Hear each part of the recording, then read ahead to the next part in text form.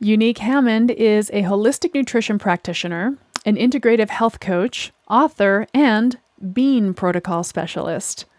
After years and years of struggle with Crohn's disease and other associated symptoms of general unwell, horrifying medical prognoses, and medications that brought some relief of symptoms while unleashing others, she came across the bean protocol written by Karen Hurd, and with nothing else to lose, gave it a try with astounding results. The soluble fiber in beans, it turns out, is magical for cleaning up detox pathways and supporting gut and hormone health. Let's talk about beans with the bean queen herself, Unique Hammond. Hi, I'm Erin Power. And I'm Laura Rupsis. We're certified health coaches, and this is Health Coach Radio. This podcast is about the art, science, and business of health coaching. We share our insider tips to help you become a better coach and entrepreneur. And we interview expert guests to discover how they've made it in this growing field. It's time for health coaches to make an impact. It's time for Health Coach Radio. All right, Unique. What a unique name. That's another story too. Unique Hammond is joining us today. Thank you so much for jumping in and having this conversation. How are you? I'm great. Thank you for having me. Excited to be here. Oh yeah, we love talking shop. We love it. So tell us a little bit, give the audience listening, I guess, your background story. You know, everybody got to where they are one way, shape, or form. There's always a really fun sort of journey story, and we would love to hear yours. Well, my journey story started off with parents who were incredibly healthy. I was born naturally. I was breastfed. I was fed the best. Parents who are weary, probably too weary of sugar, because I really grew up in kind of like more of a honey household where like honey, but no sugar. And, and then you go to school and you have like a peanut butter and jelly sandwich and it's wrapped around a warm apple and everybody's eating hot Cheetos or whatever. So, you're like, wait, I want what that is. I don't want this peanut butter and, whatever. So I was really set up to, live a long, healthy life. My parents took all the extra steps to make sure that I would be healthy for life as far as for everything they could do for me. We didn't grow up taking antibiotics. In fact, my mom really taught a self-taught herbalist who would treat us naturally and boil witch's brew and send us climbing up a side of a mountain to pick different herbs in the height of the sun where the oils were out. I mean, they really went a full extra mile as far as like setting their kids up for the best health possible. And so, of course, when I left home, I became a Snickers for breakfast kind of girl. I was like watching TV. And again, I didn't grow up with a lot of TV. So then when I left home and I started watching all this TV and people were going to McDonald's and they looked so happy and healthy. And I was like, I'm missing out here. I need to start like living like everybody else. So I really went in hard for the sugar and, if I was sick and I was missing work or whatever, I'd see my doctor and they'd give me antibiotics. And I was like, yeah, give me the antibiotics. I really took on this mentality of, if it's interfering with my life, make it go away. And what's the quickest way you can make it go away? So painful periods, really painful periods, which, by the way, I had those when I was really young. So that wasn't something that my healthy diet really mitigated even as a kid, where as soon as I was 11 getting periods, I had these incredibly painful periods where I would miss school for days at a time and stuff like that. So that was like this really interesting kind of side note to the journey, because that kind of builds as I get older. And also with my crappier diet gets worse. So I really squandered my health and, was taking really a lot of the easy ways out.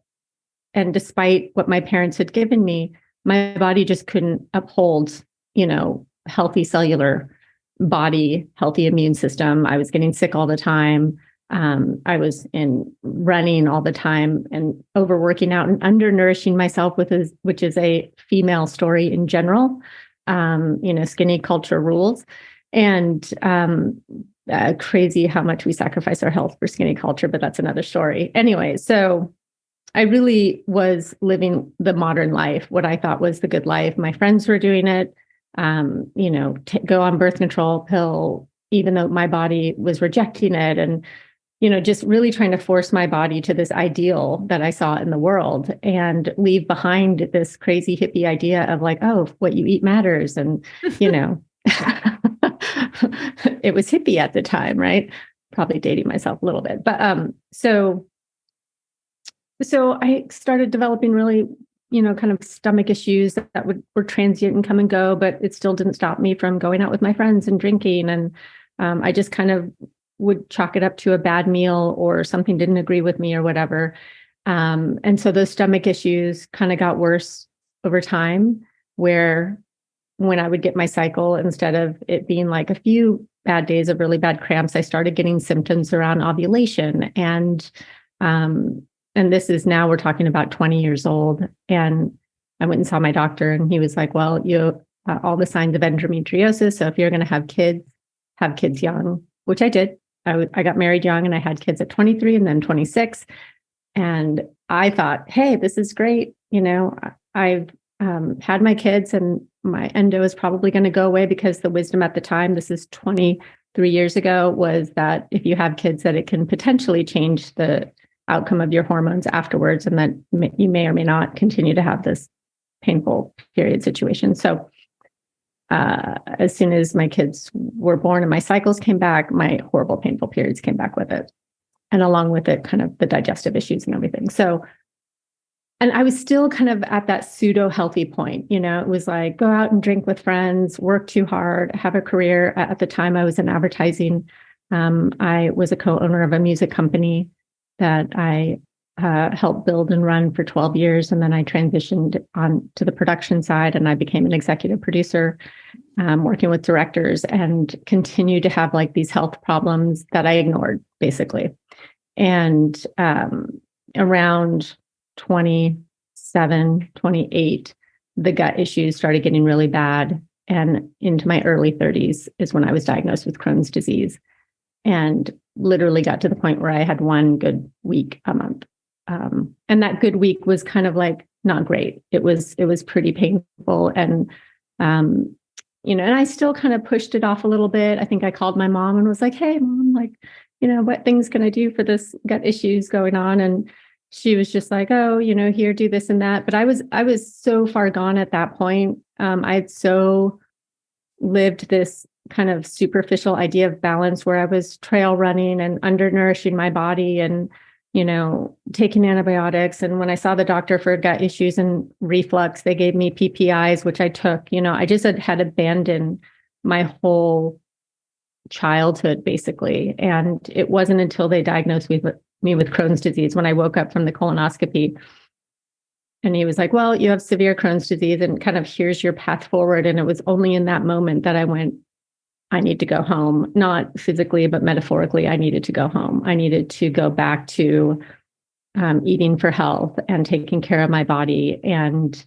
embracing this kind of lifestyle. And it was funny because instead of in that moment me going, and yes, I was scared, because when I started looking at what Crohn's disease is, which is an inflammatory bowel disease that affects the small intestine, but really it affects from anywhere from the mouth to the anus. Let's just be honest. I had horrible everything. And I had suffered not knowing what it was, but in a pretty severe state for probably 2 years before the diagnosis. And then I spent time working on different autoimmune protocols and anti-inflammatory protocols and Weston A. Price and GAPS and carb-specific diets and all of these different things to try to get it under control. And nothing took the edge off, really.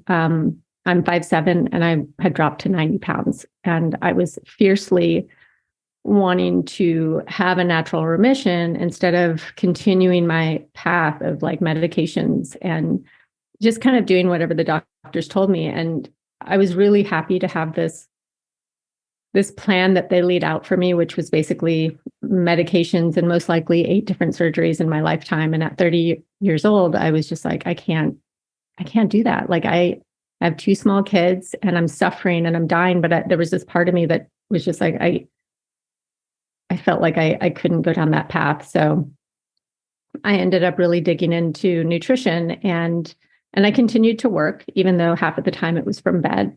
And I continued to try to cobble together some form of a life, which wasn't great. It was pretty awful because on top of not being able to keep food down and being nauseous 24/7, I didn't sleep for 3 years, more than probably 2 hours a night. And so I was not really a functioning human being, even though I was kind of trying my best. So, but there is a happy ending to all of this, because the happy ending is that through all of the kind of needle in the haystack, trying different diets, not wanting to go on medications, I ended up actually going into remission with diet and have been in remission since. And I'll have been 10 years on the Mighty Bean protocol, which has not only put me in remission, kept me in remission. I don't have flares. I don't have, my inflammatory markers are healthy, and all of my biomarkers are healthy. I test 3 times a year because I actually don't take any supplements. I'm a supplement-free human living on diet and doing really well. And so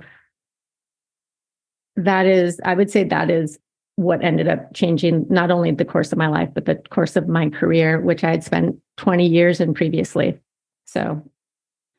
Wow. Dang, you were very unwell. Very unwell. And what doctors don't take into consideration, and what I hear a lot with my clients, is how much our periods from ovulation to cycle and beyond really affects. If you have an autoimmune disorder like Crohn's, literally, even if I was in kind of like hanging on, like having only like 7 or 8 bowel movements a day, as soon as I hit ovulation, that would go up to 20. Oh my God. And the pain of my Crohn's disease would flare massively. And then when my period would come, just all bets were off. I'd be dry heaving and, constantly running for the bathroom and trying to decide which I did first, poop or vomit. It's like these questions that you should know as a functioning human being, even if you're drunk and you had to make that decision. I often would have to stand and go, wait, which one do I do first? Oh my God. Oh my God. Wait, and the answer, by the way, is Definitely puke. yes. Because there's one, well, hold on. It just depends, right? So it's way better to sit on the toilet and puke on the floor than the other way around. The other way around. Okay, good point. Oh my God. Like, I just, honestly, these choices that, and I've never had an irritable bowel disease of any kind, but I feel like most of the clients I end up working with just casually mention their IBS or their colitis. I have Crohn's, but I just live with it. And it just feels like there's a crazy epidemic of bowel diseases.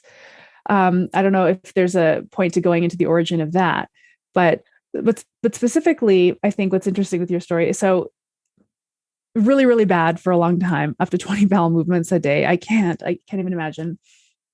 And then you discovered / created the Bean protocol. But like, what happened? Like, how? So what research led you to that? So when you don't sleep, you have a lot of time to learn, basically. And, like I said, I really had this foundation from my parents that they gifted me this foundation that I rejected because the social world seemed like they were having so much fun living this idea of eat whatever you want, do whatever you want, and everything is going to be fine because we're forever young. And in those invincible years, I kind of took on that Superman mentality of like, I'm great, nothing is going to take me down. And so I really took myself down from the inside by not contemplating my gut health. We didn't even have that conversation going. This is really a much newer conversation that everybody's talking about gut health. So I never contemplated my gut health. Although had I stayed with the diet my parents had gifted me, probably would have been just doing fine. Low sugar diet, high vegetables, quality protein, but I was a crazy weasel and was living high on adrenaline and eating crappy food and dessert. I was addicted to sugar, but couldn't really admit it. And I was doing horrible on caffeine, but I'd keep shoving it down because, hey, we all do coffee dates. And what are you going to drink at a coffee date if you don't drink coffee, right? Even though personally speaking, my body was like, whoa, Mayday, we're going into fight or flight every time you hit that caffeine. And that's not that great for you either. So I was just really living out of touch with my body and not contemplating how all of my choices. And every time I took that V-Pack because I needed to get back to work or I needed to function as a mom, I was destroying my future me. And so the really living in the moment mentality destroyed my future health. And I think that that's something that I see today with a lot of people is that like, oh, I just want to live for now. And it's like, yeah, but you have to contemplate tomorrow. And if you don't contemplate tomorrow, then your tomorrow is going to kind of suck real bad, potentially. So, wow, I lost the thread there. What was your original question? But you did start touching on it because you had, you're not sleeping. So you have a lot of time on your hands to research, and gut health wasn't on the radar yet. So I'd love to know how you just, I'm very curious about the origin of your research. So I was Googling a lot. I was just on the internet, just kind of like heal autoimmune naturally, which by the way, 0 comes up.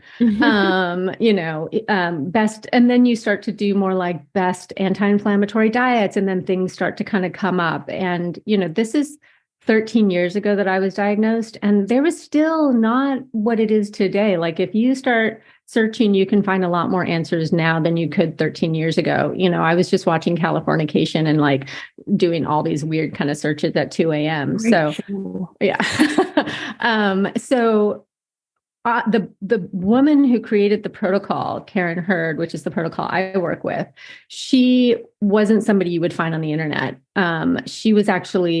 I was incredibly ill. I was having a really massive flare. I'd been out of work for a couple of weeks, and a really good friend of mine knew that I was struggling, like in a really bad place, because I had just tried more paleo diet for my gut, and I was boiling bones and really Weston A. Price, which is actually kind of how I was raised, really the raw milks and the dairy and stuff like that. So I was kind of trying to navigate closer to my childhood diet, and I was just in a really bad flare. And she had dropped off this book at my office, but I wasn't there. And she said, I got this feeling that I should go and pick up the book and drop it off at your home. And she went back to my office, picked it up, dropped it off at my home, and texted me like, hey, I dropped this book off. I haven't read it myself, but I hear this woman is really great with autoimmune disorders. And at that point, I had so many friends telling me so many great diets to do, and I was trying all of these different diets. But when you have something like an autoimmune disorder like Crohn's disease, where you have this active inflammation, and my small intestines, when they looked at it from a CAT scan, was pretty like this. The stricture, the inflammation was really intense, so nothing could really get through except liquid. And so that's why I was vomiting all the time as well, because things were being pushed back up instead of going down properly, but also just inflammation everywhere. So I hobbled outside and picked up the book, and I felt so angry and upset because I had tried all of these things and nothing had worked. And I was really at the end where I was like, okay, it's time for me to kind of hand in this idea and just get some relief. My family has struggled. My kids, all of our quality time was spent in bed. They would come home from school and climb into bed with me. And I was just kind of, my heart was breaking, both for myself, for not being able to do it, to heal naturally. And for them, of having a mom who just wasn't, when I was in a flare, I wasn't able to do very much. And even when I wasn't in a flare, I was kind of a ghost of a person, just nutrient deficient. So I wasn't really sure I was going to give something one more try. I think I was kind of at that point. And so I threw the book against the wall and I climbed into bed, and what nobody tells you when you think, oh, I'm 90 pounds. This is, I'm going to like skinny culture, right? I was like, as I dropped weight, I was like, hey, this is great. No, this is not great. Because when you're that skinny, you look like you're dying. But also when you have Crohn's, your belly is so swollen that you have like the 6-month pregnant belly. But even so, like, I have to just say that something that stuck with me in that time, when I'd be walking around LA and people would be like, oh my God, Unique, you look amazing. I remember thinking, this is a sickness. This is really a sickness, that people look at somebody who's that thin and think that they're doing something really great. And I just remember going, hey, Crohn's disease, it's, got to get you some of that. Yeah. But anyway, so I picked up her book and I started reading it. And her book is called They Said It Wasn't Possible. And then you dive into the book and she's talking about beans. And I'm like, okay, first of all, I'm a young girl living in LA. And the last thing you eat are beans because hello, gas and weight gain and like all of the things you don't want. All of the fears, right? And then one story after another of people with autoimmune disorders doing this diet. And I just remember thinking like, all right, you've done everything else. So try this. And at the time I could only eat, I think it was like a potato and meat. Like those were the only things that I was getting down. And to say that they were working is an overstatement because I was still using the bathroom 15, 16, 17 times a day, but I was getting what I thought were at least some of the building blocks of health, right? Some amino acids in there. So I started kind of the idea of her protocol. I started adding in beans and then I set up a call with her and the rest is history. I mean, it took 1.5 years to go into remission, but it was the first protocol that I saw where the fight or flight state that I was in constantly was starting to calm down. My bowel movements were getting slower instead of having, and that's not to say that when I got my period, I'd go back up to 20 bowel movements a day. But in between that time, in that 1 week period, what I saw was that I suddenly would go down to 6 bowel movements or 10 bowel movements, and things were changing in a way that I hadn't seen before. So I was like, okay, I'm going to give this some time. And if it doesn't work, I'm going in to ask them to do whatever they can do to get some relief here. So that's how the protocol happened. Wow. Oh my gosh. Well, that's so interesting. It's an exciting time to be a health coach. Scientists are uncovering the mysteries of the human microbiome. We're now gaining clarity into complex gut health issues we didn't even know about a decade ago.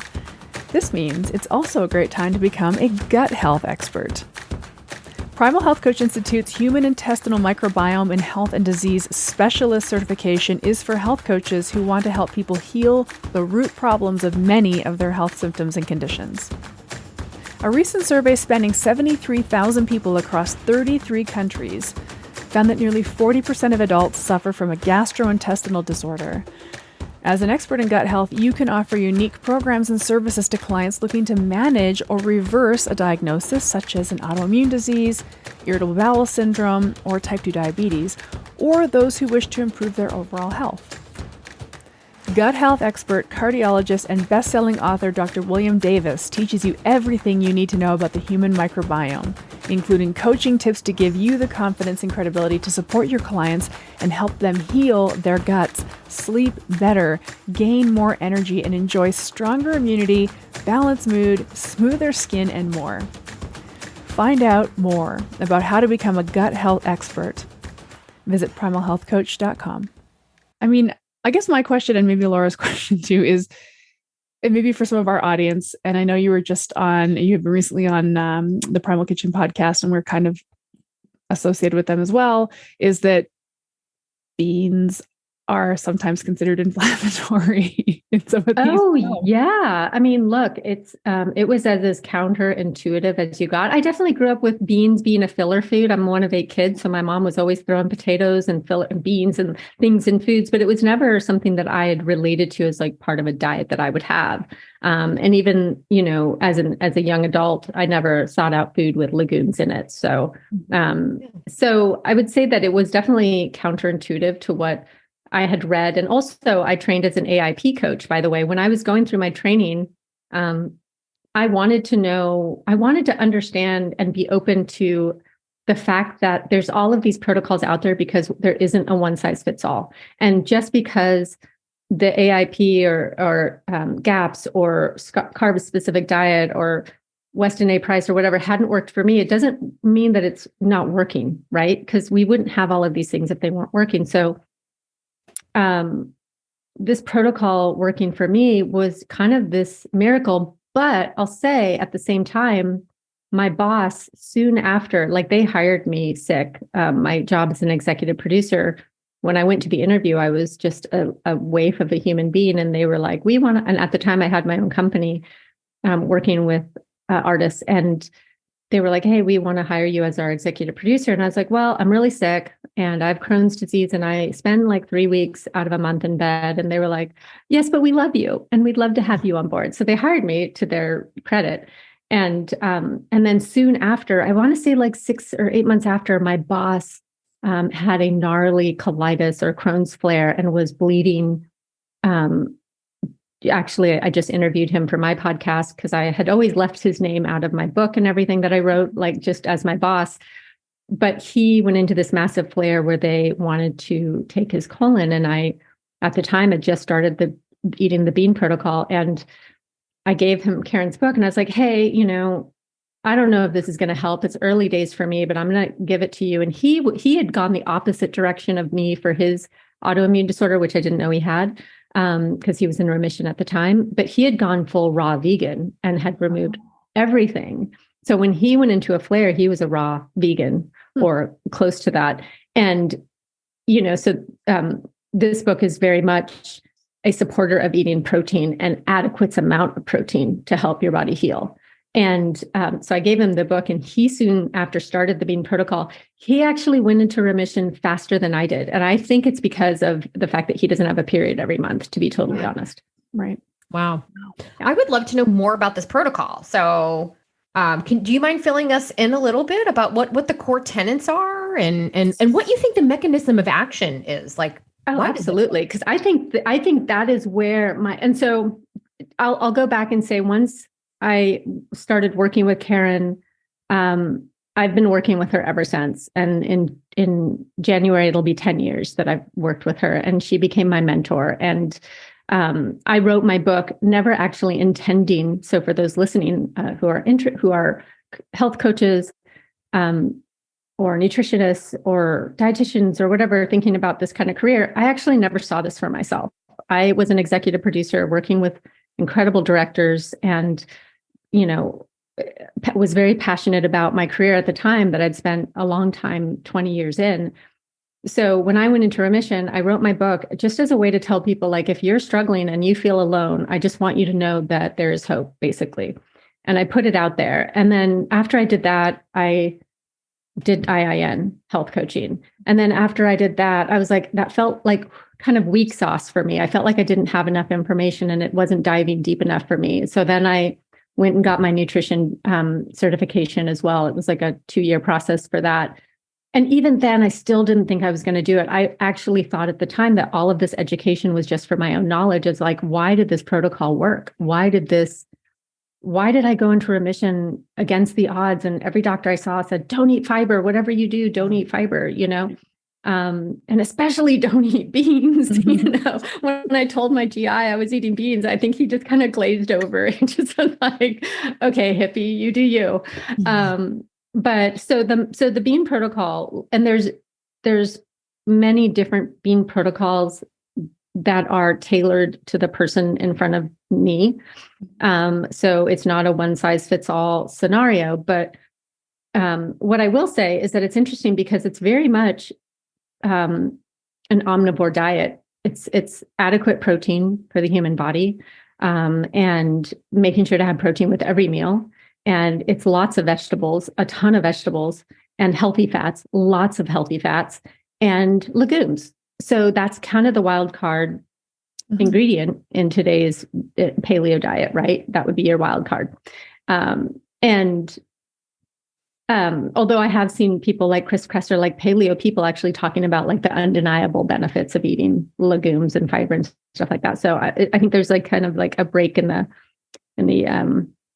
conversation a little bit. But the reason why legumes are such an incredible, powerful ingredient is because they contain the most soluble fiber. And I see people post about soluble fiber all the time, and it's kind of inadequate, the amounts that are in most foods. Beans have this incredible amount of soluble fiber that you can only find in psyllium husk, which are two foods that I know in AIP are like banished. Do not do psyllium husk. It's bad for your gut. And do not, for all things good, do not eat beans.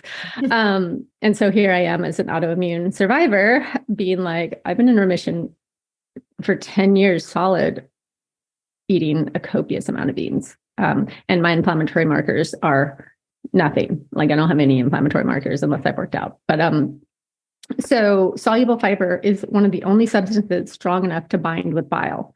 So we have people walking around with no gallbladder. We have people with liver issues, and soluble fiber binds the bile that recirculates at the rate of 95% through the enterohepatic recirculation system. And because of that, if you've been exposed to toxins, if you're overproducing hormones, you're eating a really crappy diet, you basically have this sludge, this toxic sludge that can just recycle at the rate of 95%. Wow.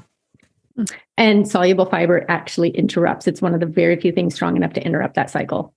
Oh. So the healing possibilities there just in itself are incredible when you start to think about it. I mean, I've worked with people who've come to me with gallbladder stones, and we can dissolve them, because if you can get some of that old bile out, you can start washing through new bile. And that new bile is actually kind of breaking down those little stones that are inside the gallbladder. So I mean, it's been incredible. I've worked with thousands of people. I have a global practice all over the world. And to watch people with liver issues go from being bright yellow to a natural skin tone with eating fiber, like soluble fiber, you're just like, your mind is kind of blown at the fact that this simple food that has been demonized for such a long time actually has the capacity to extend human life.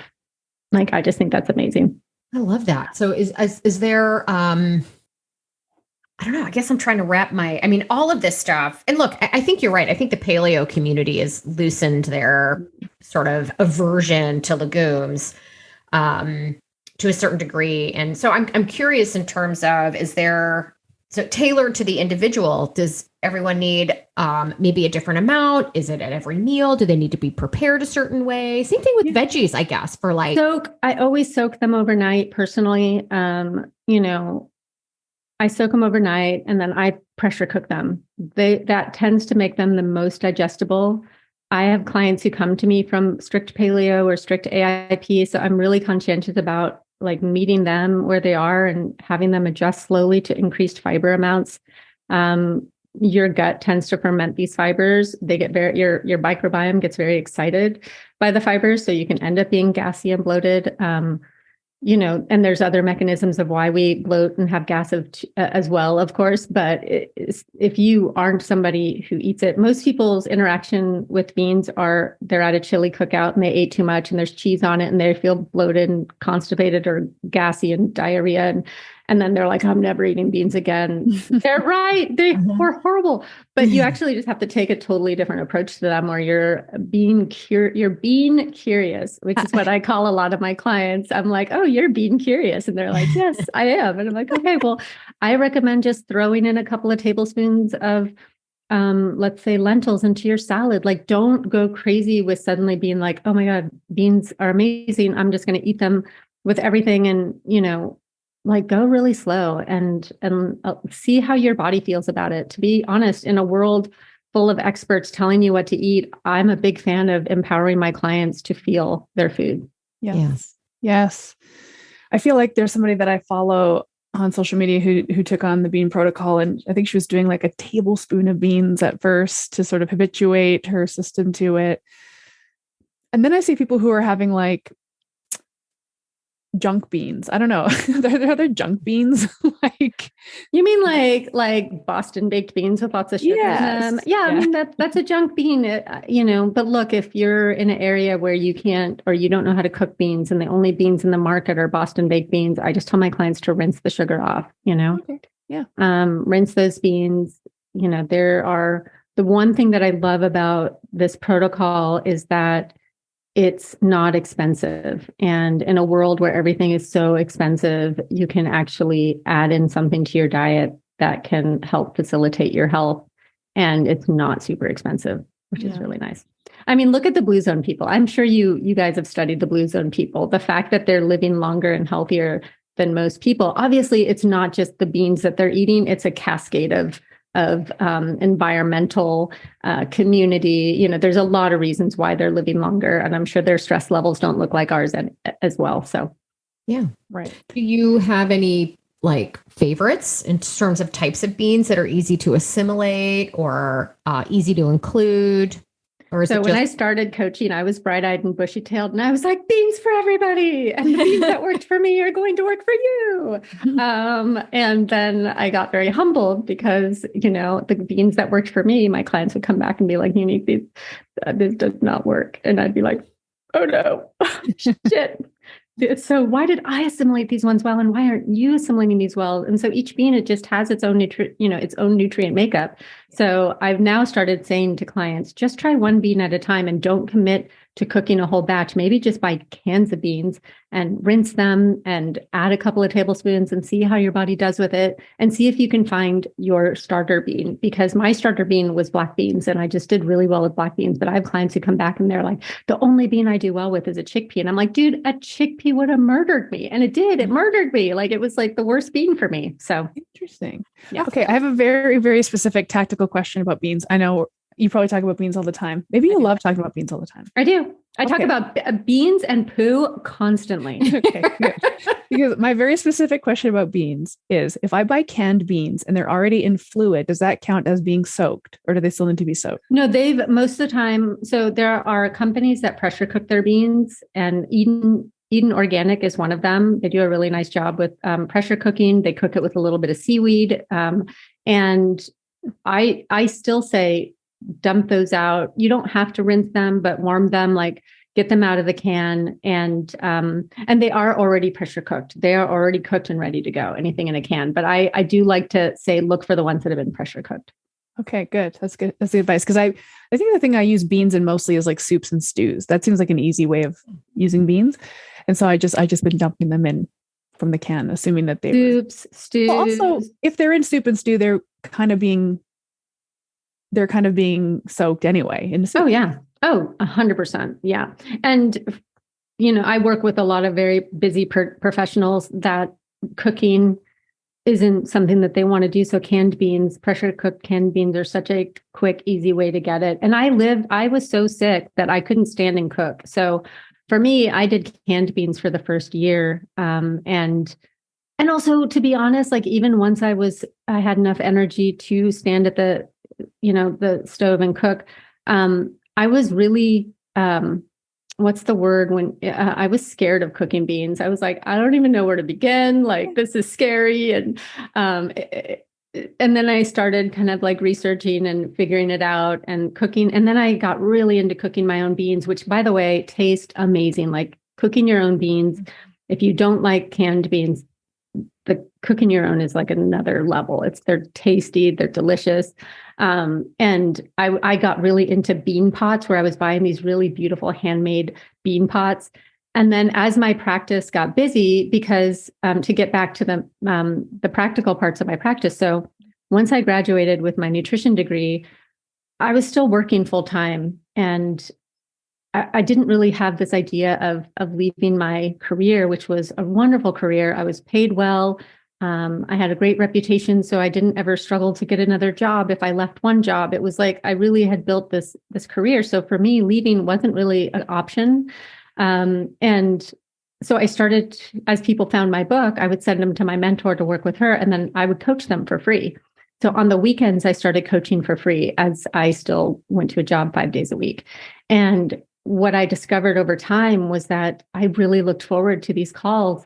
And because I had time, like, I even had gone to people's houses where their child was really sick and they had done all the medical and their kid wasn't better. And I'd go and meet with the parents and talk to them. And I really put time into helping people. And it was just really satisfying for me, because I felt lonely in the world of Crohn's disease. The doctor was like, join a support group. And I remember joining the support group, and people were talking about the side effects of drugs and how one person, the drugs had blown their pancreas out. And, so I was seeing these horror stories, and I was just like, so I got out of those support groups, and then I was just alone. And then when my boss got sick, he and I kind of were like, we're going to do this natural. We're going to do it together, and we're going to eat beans. It was like, we couldn't really talk to people about it, because as soon as you say to anybody, oh, I can't eat that. And then you whip out your little thing of beans and rice and whatever else, and they just look at you like, are you an idiot? Like, what are you doing? Yeah. So, yeah. So my practice really started for free for a long time and on the weekends. And then I started to get more and more clients that came to me, and then I went part-time. And then after another 6 months, I went full-time into, That's great. It's great because you were doing it for free and it was lighting you up, and there was like a flow state being achieved. It was like, this is actually a calling, which then you're able to build into something. And we always tell people, if at all possible, tiptoe out of your career rather than jumping. That's not a smart move. I mean, you had a ton of career equity. You didn't want to just ditch it, but if at some point, your passion for this, it made the move feel right. And you'd had this sort of some experience now coaching people and knew that you really enjoyed it.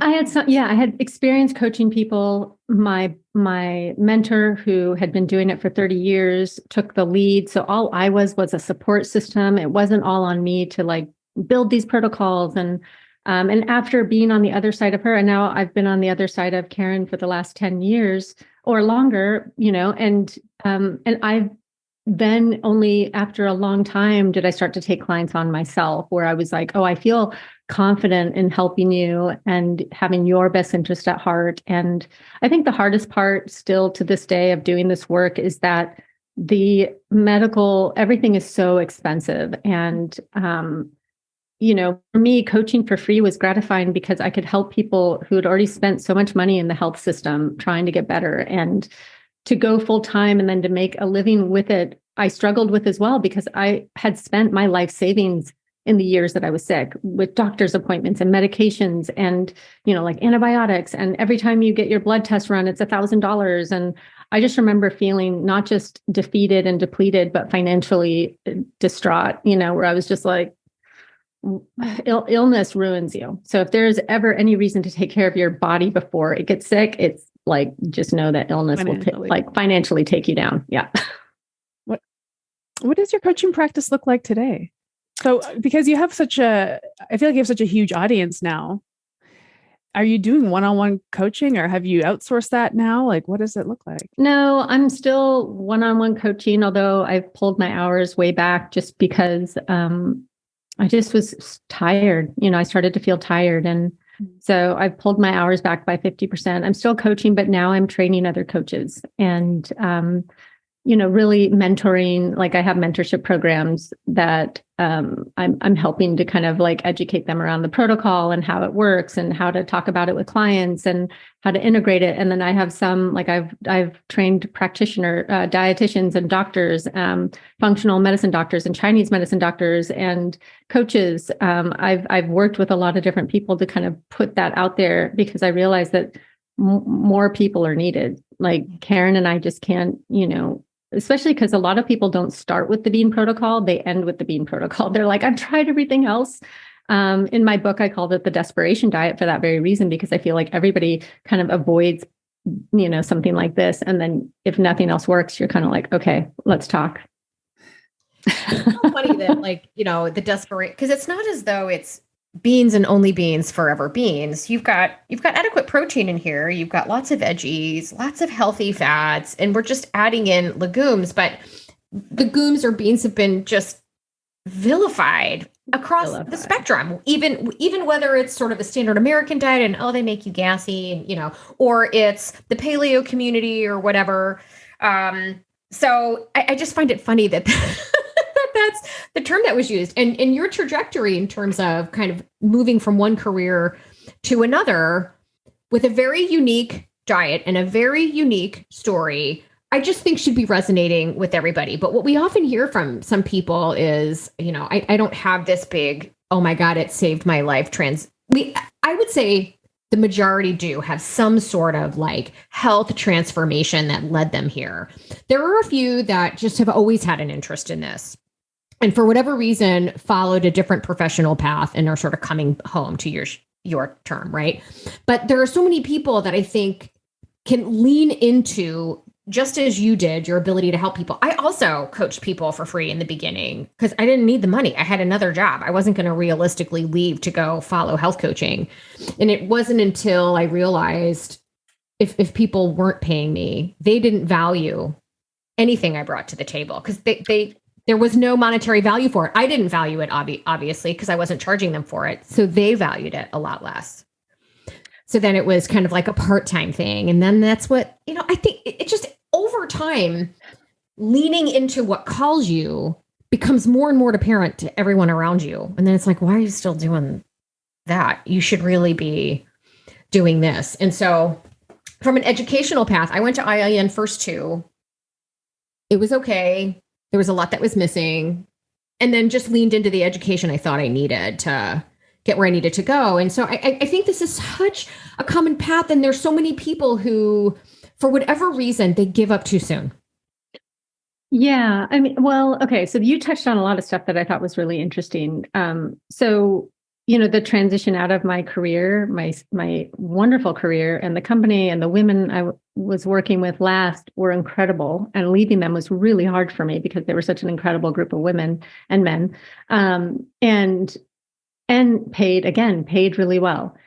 So to leave after coaching for free and knowing that I was like, okay, I'm going to give up this idea that I'm going to make the salary that I'm making now, because that was a career point after 20 years, right?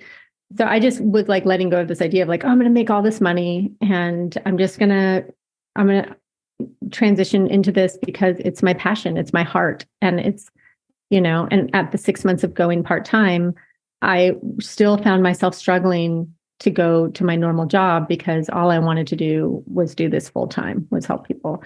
And when I started, I had a free 15-minute consultation. And as I got busier and busier, people weren't showing up to touch on the free thing, right? And people wouldn't show up for this free consultation. And I was like, why wouldn't you show up for this free consultation, right? And after enough people didn't show up, I scrapped it and started charging for it. Nobody missed an appointment. Right. And there's the part of me that it pains me to say that, because the fact that people don't value something for free, even though it's valuable, is really sad. And it made me really sad to get rid of the free consultation because I was so busy that I couldn't afford to give that time away anymore with somebody just to not value it. So I was like, okay, well, that's gone. And that made me really sad. And it's still to this day something I had learned in my previous career, because a lot of times we would take on these small projects for a company that didn't have the money because the creative was really great. And then they would work you over the coals. And I was like, what is it about free that people just don't appreciate? And it's sad. And I heard you say that and I was like, yeah. And then there is the point of like, what is your value? And if you don't value yourself, are they going to value you and value your time? And I think that's a really important conversation as well, because knowing our value, I still, like, a lot of my clients and friends are like, Unique, you don't charge enough for what you do. And I just remember, and for not just what you do, but for your 10 years of experience, and because it's not the education, and it's not the fact that I've worked with thousands of clients all over the world. It's the fact that you have this, you've been in this protocol for 10 years. You understand it inside and out. Like, you're charging for your knowledge and your experience. And I keep going, yeah, but like, I get to help people that other people aren't helping because they just don't have the finances. But that is changing as of next year. I'm shifting my entire practice. So this will be the last year that I function the way I do now. Gotcha. I think you get to a point where I think the price has to feel right. I believe that. And I've had my business coaches tell me to double my price. And it's like, this feels like the price. Yeah. I agree with you, by the way. Yeah. There's some kind of intuitive level there.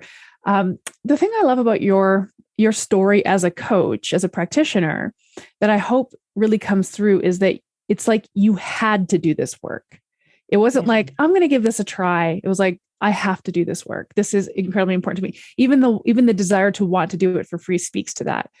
And I do feel like a lot of times coaches who are going to business, we all start with that in mind. We had our own health journey. We want to help the people who were us 10 years ago. But then we get convinced that we have to be businessy and entrepreneurial. And we forget to tag to, this is a calling. I have to do this work.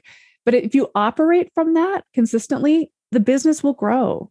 Yeah, agreed. And there's something about authenticity. Like, I have never changed my prices because somebody else told me to. It was more like, what is the value of this for me? And what is the value that I'm giving you? And how do those things authentically align?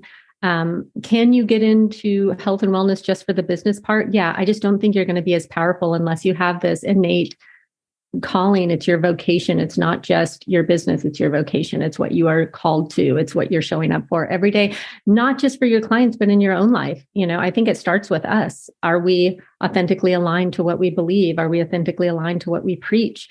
Are we putting something out into the world that isn't just regurgitating somebody else's information, but something of actual value and experience? And to me, those things are really important for my practice and how I present myself in the world.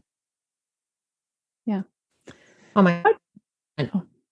Interesting in my role here when I talk to people on so many different ends of the spectrum. Like, I'm called to this. I've been waffling about this forever.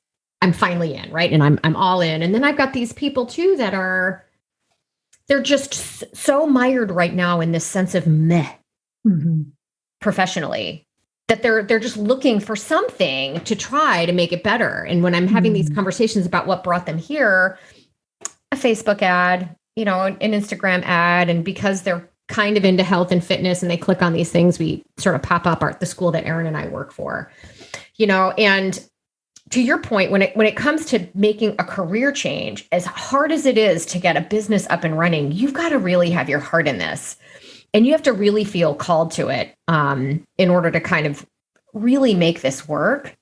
So thank you for kind of putting a fine point on that in terms of authenticity and in kind of going where your heart is, because it's not for the faint of heart, that's for sure. Because you have to show up day in and day out, not just for yourself, like I said, but for them. And I think information is powerful, but inspiration is kind of what transforms us. Yeah. Do you do any specific marketing efforts? Like, are you on social media? Or how do you do it? I'm on Instagram, and that's it. I don't do any ads or anything like that. And people find me a lot word to mouth. Yeah. Word of mouth.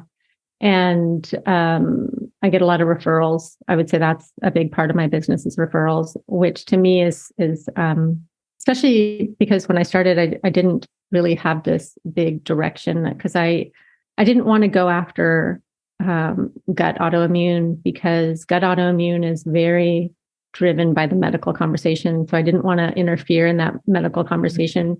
But by having the book out there, people find me who are working with IBD. And also IBD is tricky. I'm the first person to say that there isn't a one size fits all. So I'm not out there marketing like, hey, you don't have to take your medication. Just come eat beans with me, because there's I have a real respect for the individual journey of a human body and the complexities of healing a human body. And there isn't a one size fits all. And the work I do, I take very seriously in, like I said, meeting people where they are. So I have people who come to me who are on biologics and immunosuppressants and steroids. And I don't be like, well, you got to ditch all those if you want to do this with me, because we're healing here. This is the business of healing. No, it's really like, my role is how do I support you in living a better life and a healthier life? And if being on medications got you 50% of the way, diet can get you 100%. I have clients who come to me on Remicade and they're not doing well. And then with building them a protocol, suddenly they're living a normal life and they're not having horrible bathroom experiences and pain and bloating and inflammation. And so I take my role and my responsibility really seriously. Yeah. Yeah. I would say, word of mouth and referral that's clearly a massive traffic stream for you. But if you had to quantify in some way how and why word of mouth became such a big stream of potential traffic for you, is it trust? Is it experience? What do you think it is that you bring to the table that has encouraged such referral traffic? I think it's experience. I think what I went through, because not only was able to put my autoimmune disorder into remission, but I also healed my painful periods. I don't have a painful period. I don't lose any days every month. I don't take any painkillers. I haven't taken painkillers in years. I have no skin issues anymore. My hair all grew back. So I think I'm kind of this walking, talking, health and wellness, and that experience of being able to do that. There's a certain amount of confidence that's built in. And also I take really good care of my clients. I'm always available by email, not on the weekends, but where I'm answering their questions to make sure that they understand what's going on or why are they feeling this way. And here's the answers. So I take a lot of time and care with my clients. So I think they feel comfortable referring me to someone else. I also think writing a book helped, to be honest. I didn't write it with the intention of making any valid place for myself in the world. But I think that desire to write that book and write my story, people can find it and go, oh, she has this, here's her story. I can read about it. And then not only can I read about it, but then I can go work with her. So I think there's that connection as well, which for those starting a practice, not that everybody's going to write a book, but being clear about your story and what your experience is and healing your own self. I think that's what people resonate with, is that kind of like authentic sharing of your journey and why you're here. I love that. Whether it's a book or Instagram or YouTube or some sort of content that tells your story that people can resonate and build trust with. Yeah. And also know your position. I really don't believe in being all things to all people, obviously, because I sling beans for a living. So I really was okay being an outlier. I was like, I'm not going to follow the herd. I'm going to tell you what worked for me. And if it resonates with you, then let's hang out and do this thing. Let's sling beans together. Yeah. Let's hang out. So let's tell people where they can find you and come hang out with you. You can find me on Instagram at Unique Hammond, or the Bean Protocol. You can Google the Bean Protocol and find me. You can find my mentor, which is incredible and wonderful human, and a biochemist as well. So all of her research into this protocol came from deep science. It's not just made up, not something she just pulled out of her magic bag. Her magic bag of beans. Her magic bag of beans. Yeah. Thank you so much. Yeah. Thank you. This is just so awesome. And I'm looking forward to following you. I haven't yet, but I'm jumping on in. So thank you very much. And I'm going to share this with my cousin. She also has Crohn's. So another referral. That's a rough road, man. It is a rough road. Anybody who comes to me with Crohn's, colitis, whatever, I'm just like, I hug you from afar. Yeah. Oh my gosh. Well, thank you so much for sharing and for the work you do. Thank you. Thank you so much for having me. I hope this is helpful for your audience and getting a sense of, I'm sure I didn't answer a lot of more technical questions, but thank you for having me. Perfect. Thank you so much. This podcast was brought to you by Primal Health Coach Institute. To learn more about how to become a successful health coach, get in touch with us by visiting primalhealthcoach.com/call. Or if you're already a successful health coach, practitioner, influencer, or thought leader with a thriving business and an interesting story, we'd love to hear from you. Connect with us at hello@primalhealthcoach.com and let us know why we need to interview you for Health Coach Radio. Thanks for listening.